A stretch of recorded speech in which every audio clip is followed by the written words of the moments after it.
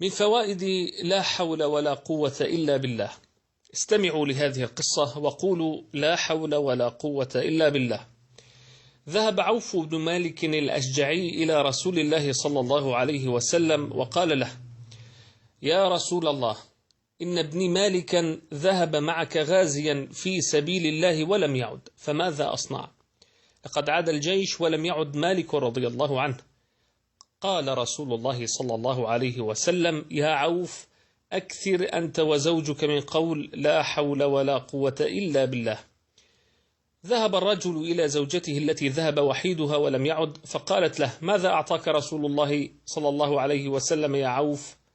قال لها: أوصاني أنا وأنت بقول لا حول ولا قوة إلا بالله.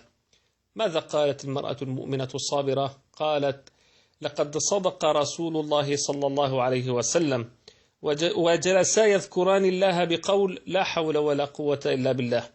وأقبل الليل بظلامه وطرق الباب، وقام عوف ليفتح، فإذا بابنه مالك قد عاد، ووراءه رؤوس الأغنام ساقها غنيمة. فسأله أبوه: ما هذا؟ قال: إن القوم قد أخذوني وقيدوني بالحديد وشدوا أوثاقي، فلما جاء الليل حاولت الهروب فلم أستطع لضيق الحديد وثقله في يدي وقدمي، وفجأة شعرت بحلقات الحديد تتسع شيئا فشيئا حتى أخرجت منها يدي وقدمي، وجئت إليكم بغنائم المشركين هذه.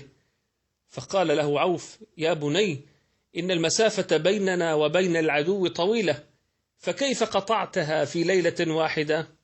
فقال له ابنه مالك: يا أبت، والله عندما خرجت من السلاسل شعرت وكأن الملائكة تحملني على جناحها. سبحان الله العظيم.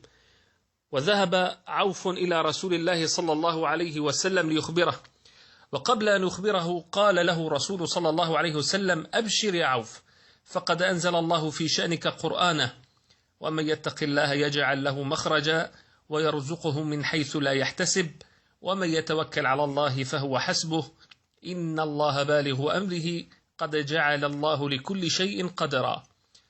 اعرف أن لا حول ولا قوة إلا بالله كنز من تحت عرش الرحمن، وهي دواء ل99 داء أيسرهم الهم.